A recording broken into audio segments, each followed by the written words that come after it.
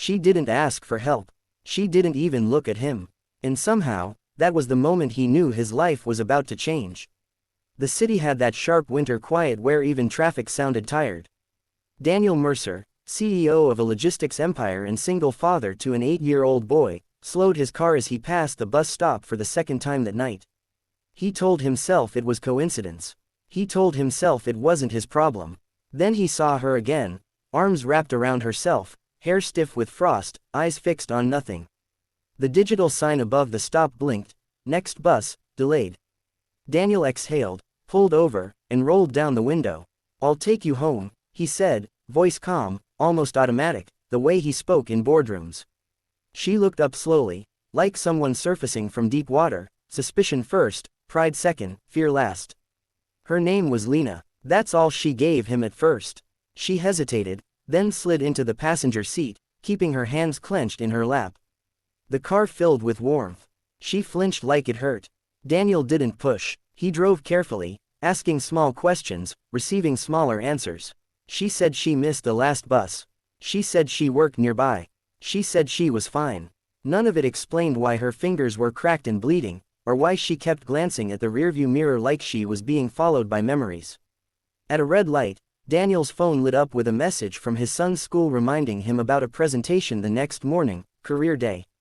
Daniel smiled despite himself. His son, Noah, had asked him the night before, "Do you help people at work, Dad?"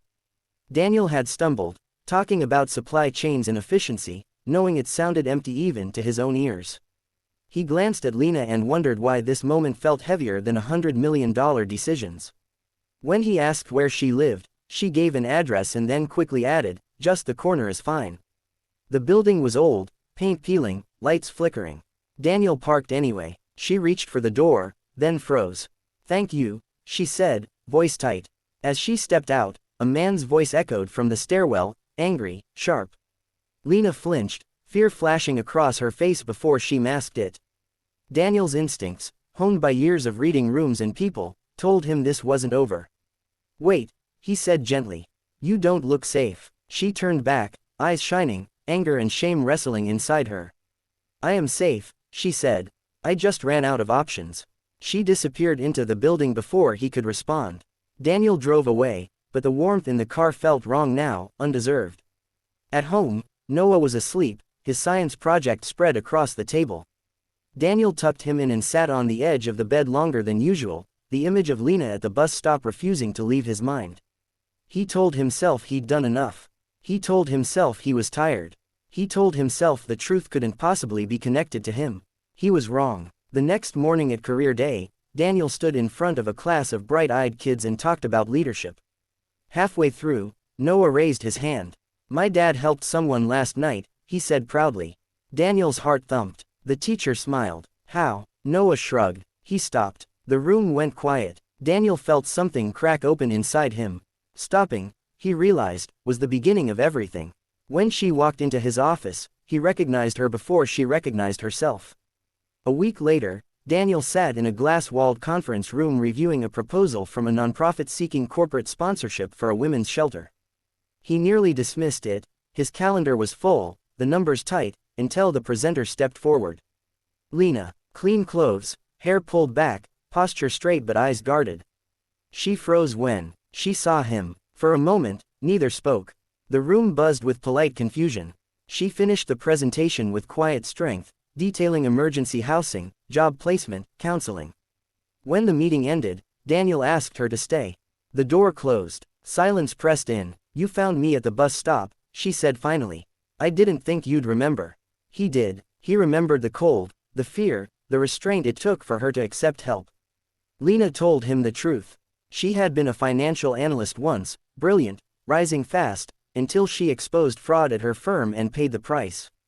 Blacklisted. A bad relationship followed, then worse. She bounced between couches, shelters, bus stops. Pride kept her quiet. Survival kept her moving. The shelter saved her. The job application was her last shot at rebuilding something real. Daniel listened, shame and anger tangling in his chest.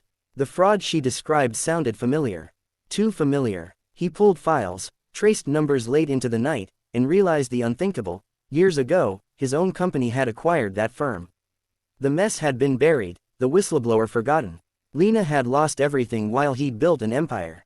He called her back the next day, prepared to apologize, to explain, to fix what he could. She arrived braced for disappointment. Instead, he told her the truth. No excuses, no legal language, just accountability. He funded the shelter fully, reopened the investigation, and offered Lena a position, not as charity, but as restitution. On your terms, he said. With your voice. The road wasn't smooth. The press questioned his motives. The board pushed back. Lena struggled with trust. Some nights, Daniel sat at Noah's bedside answering hard questions about right and wrong, about mistakes and making them right. Does saying sorry fix it? Noah asked. Daniel shook his head. Doing better does. Months later, Daniel passed the same bus stop. It was empty. He smiled, not because the world was fixed, but because it was quieter in the way that meant someone had found warmth. At a company town hall, Lena spoke, not about pain, but about rebuilding. The room stood, applause rolling like thunder. Daniel watched from the back, hands in his pockets, knowing leadership had finally found its shape.